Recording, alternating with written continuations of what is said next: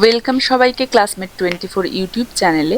আজকের ক্লাসে আমরা আলোচনা করব সনেট নাম্বার 73 থেকে তোমাদের টেক্সট বুকে এক্সারসাইজের যে কোয়েশ্চেনগুলি রয়েছে সেগুলি নিয়ে। আশা করি এইচএস এর সেমিস্টার 4 এর স্টুডেন্টরা তোমরা সবাই অলরেডি প্রিপারেশন শুরু করে দিয়েছো। যারা যারা করোনি এখনো সময় আছে, খুব দ্রুত তোমরা তোমাদের প্রিপারেশন শুরু করো।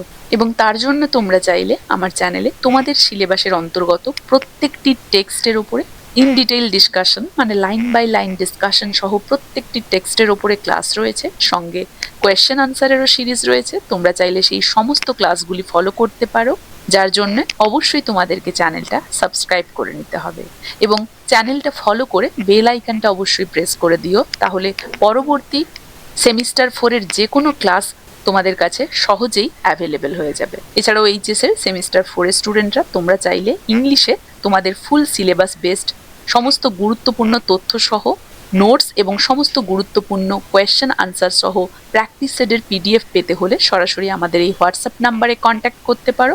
এই হোয়াটসঅ্যাপ নাম্বারটি এই ভিডিওর ডিসক্রিপশন বক্সে আমি উল্লেখ করে দিচ্ছি, যেখানে কন্ট্যাক্ট করে তোমরা খুবই স্বল্প মূল্যে তোমাদের আগামী সেমিস্টার 4 এর যে এক্সাম, এইচএস এক্সামের সমস্ত গুরুত্বপূর্ণ নোটস পিডিএফ আকারে খুবই স্বল্প মূল্যে পেয়ে যেতে পারো।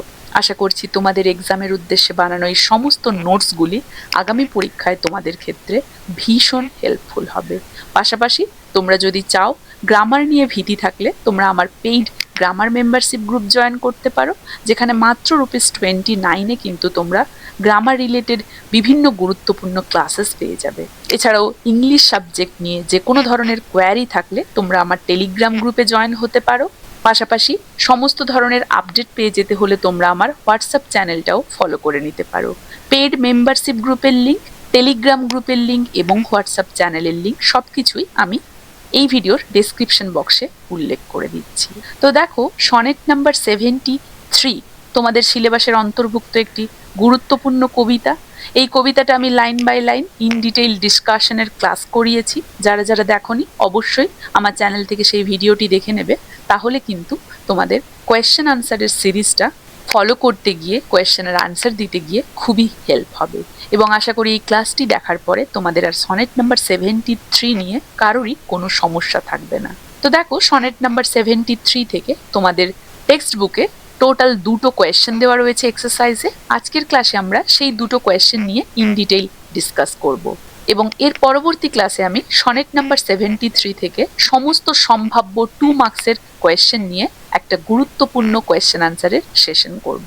তাই আজকের ক্লাসটি থাকছে এক্সারসাইজের ওপরে এবং পরের ক্লাসটি থাকবে 2 মার্কসের সমস্ত কোয়েশ্চেন আনসার্স নিয়ে, যেখানে তোমরা আপকামিং এক্সামে কি ধরনের প্রশ্ন আসতে পারে সনেট নাম্বার 73 থেকে তার সমস্ত ধারণা কিন্তু পেয়ে যাবে। তো দেখো, এক্সারসাইজে টোটাল 2টো প্রশ্ন দেওয়া ছিল, দুটোই 6 মার্কের, এবং সেই 2টো কোয়েশ্চেন নিয়ে ইন ডিটেইল আমি আলোচনা করে দিচ্ছি। আশা করি এই ক্লাসটা ফলো করার পরে এক্সারসাইজের এই 2টো কোয়েশ্চেন নিয়ে কারোরই আর কোনো অসুবিধা হবে না। কোয়েশ্চেনে কি বলা রয়েছে? Discuss the various images drawn by Shakespeare in sonnet number 73। Sonnet number 73-তে কোন কোন চিত্র ব্যবহার করেছেন শেক্সপিয়ার সেটা নিয়ে আমাদেরকে ইন ডিটেইল আলোচনা করতে বলা হয়েছে। দেখো, সনেট নাম্বার 73-তে শেক্সপিয়ার নিজের বৃদ্ধ বয়স বোঝাতে 3টি প্রাকৃতিক চিত্র বা ছবি তুলে ধরেছেন বা ব্যবহার করেছেন।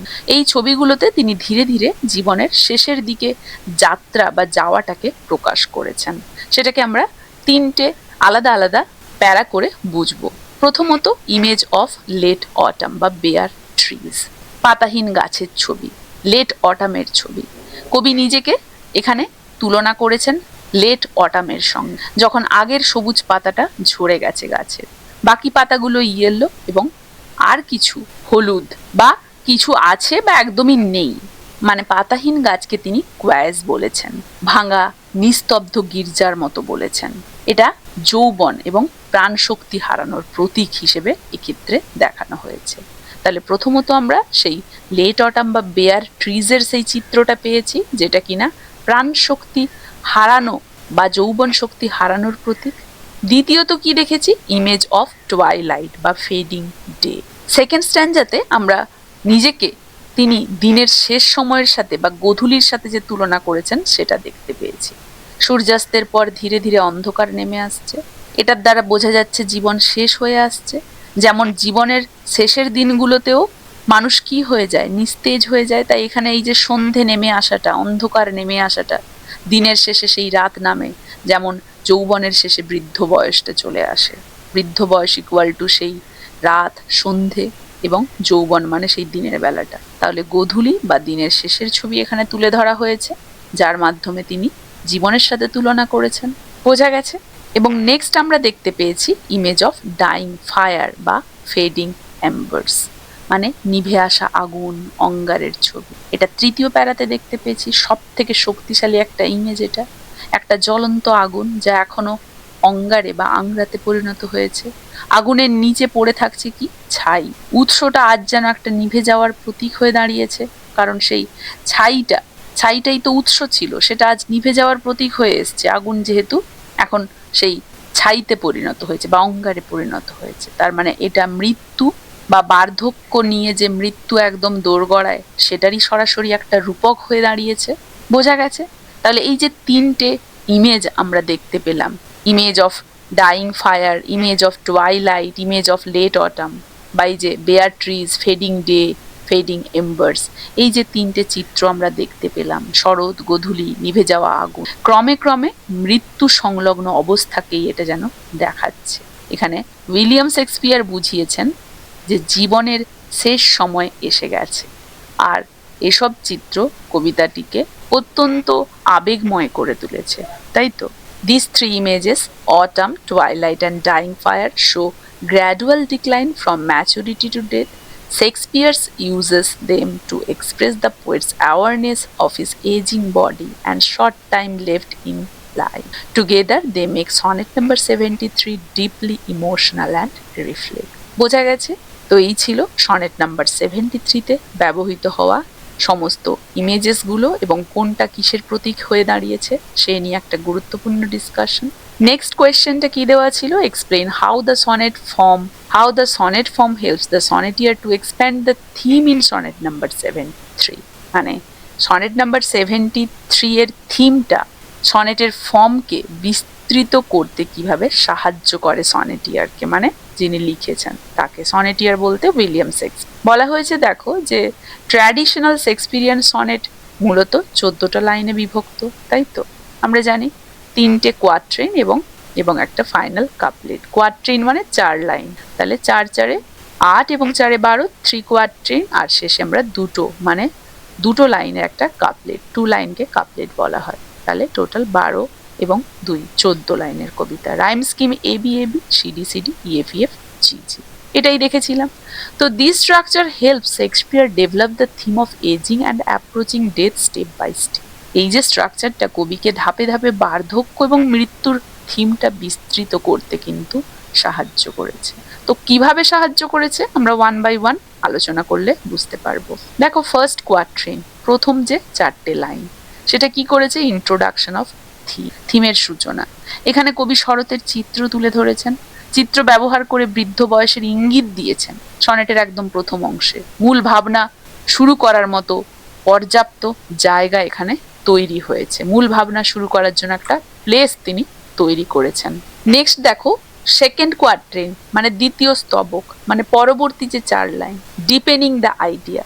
এখানে থিমের গভীরতা বাড়ানো হয়েছে, এখানে গোধূলি চিত্র তুলে ধরা হয়েছে। সনেটের গঠন তাকে দ্বিতীয় ধাপে আরো একটা তুলনা আনতে সাহায্য করেছে, এখানে আমরা দেখতে পাচ্ছি। তৃতীয়ত থার্ড কোয়াট্রেন মানে তার পরবর্তী 4 লাইন, ইন্টেন্সিফিকেশন, তীব্রতা বৃদ্ধি করছে। এখানে নিভে যাওয়া আগুনের চিত্র ব্যবহার করা হয়েছে, মানে সবচেয়ে শক্তিশালী তুলনা এটা একটা। সনেটের তৃতীয় কোয়াট্রেন এটা, থার্ড কোয়াট্রেন, যেটা কিনা আবেগ এবং তীব্রতা বাড়িয়েছে।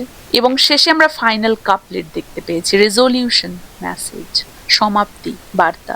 মানে শেষের এই 2 লাইনে প্রিয়জনকে উদ্দেশ্য করে তিনি বলেন জীবনের সময় কম বলে ভালোবাসা আরো গভীর হয়ে যায় এই শেষ বয়সে। এবং এখানেই এই সনেটের ভোলটা বা চিন্তার মোড়, কারণ এর আগের 3টে কোয়াট্রেনে যেটা দেখিয়েছিলেন এখানে তিনি সেই চিন্তার মোড়টা ঘুরিয়ে দিয়েছেন, তাই এটা হচ্ছে ভোলটা। 9 নাম্বার লাইনে থাকে। এই শেষের দু লাইনে কবি প্রিয়জনের উদ্দেশ্যে বলছেন, যেহেতু জীবনের সময় কম তাই ভালোবাসা এই সময় আরো গভীর হয়ে যায়। এটাই হচ্ছে এখানে চিন্তার সেই মোড় ঘুরিয়ে দিয়েছে। তাহলে সনেটের 1, 2, 3 এই 3টে কোয়াট্রেন এবং এই কাপলেটের গঠন কবিতাটাকে ধীরে ধীরে 3টে আলাদা চিত্র তুলে ধরতে সাহায্য করেছে এবং শেষে একটা সমাপ্তি বা বার্তা দিতে সাহায্য করেছে। কিসের বার্তা? শেষের বার্তা। মানে শেষে একটা জায়গায় এনে ভালোবাসার স্থায়িত্বের বার্তা দেওয়া হয়েছে। আর এই কারণেই সনেট ফর্ম থিমকে স্বচ্ছ এবং সুন্দরভাবে বিকশিত করতে বিশেষ ভূমিকা পালন করেছে, এটা আমরা এখানে দেখেছি। সনেটের থিম তার ফর্মের সাথে যুক্ত হয়ে গেছে, তার ফর্মটা তার থিমটাকে সুন্দরভাবে এখানে বিকাশ করেছে 3টে কোয়াট্রেন এবং কাপলেটের মাধ্যমে পরপর 3টে কোয়াট্রেনে ইমেজ তুলে ধরে তিনি বুঝিয়েছেন এবং শেষে সমাপ্তির বার্তা দিয়েছেন। তাই ফর্মটা যেন এখানে তার থিমকে সুন্দরভাবে বিকশিত করতে একটা বিশেষ ভূমিকা পালন করেছে, সেটাই আমরা দেখতে পাচ্ছি। বোঝা গেছে? তাই বলা হয়েছে the 4-part structure of the sonnet allows Shakespeare to move from one powerful image to another. The 3 quatrains show 3 stages of life, fading, and the couplet gives the closing insight. তাহলে বাল্যকাল, যৌবন এবং বৃদ্ধাবস্থা 3টে তুলে ধরেছে 3 কোয়াট্রেন এবং শেষের couplet কি দিয়েছে? সমাপ্তির বার্তা, মানে মৃত্যুর সেই শেষ জীবনের। তাই the sonnet form is therefore perfectly suited to express the poet's thought on aging, time and love. বোঝা গেছে? এইভাবেই কিন্তু সনেট ফর্মটা তার থিমটাকে বিকশিত করতে বিশেষ ভূমিকা পালন করেছে। আশা করি এক্সারসাইজের এই দুটো লং কোয়েশ্চেন নিয়ে কারোরই আর কোনো অসুবিধে নেই। তোমরা চাইলে এই অ্যান্সারটাও খাতায় লিখে বা স্ক্রিনশট নিয়েও প্র্যাকটিস করতে পারো, যেটা তোমাদের আগামী পরীক্ষার ক্ষেত্রে ভীষণ হেল্পফুল হবে। এই ক্লাসটা তাহলে এখানেই শেষ করছি। ভিডিওটা কেমন লাগলো জানাবে, ভালো লাগলে একটা লাইক এবং একটা শেয়ার করে দেবে, আর যারা যারা এই চ্যানেলে নতুন কাইন্ডলি চ্যানেলটা সাবস্ক্রাইব করে দেবে। দেখা হচ্ছে পরবর্তী ক্লাসে সনেট নাম্বার 73 থেকে সমস্ত সম্ভাব্য 2 মার্কসের কোয়েশ্চেন আনসার ডিসকাশনের পর্ব নিয়ে।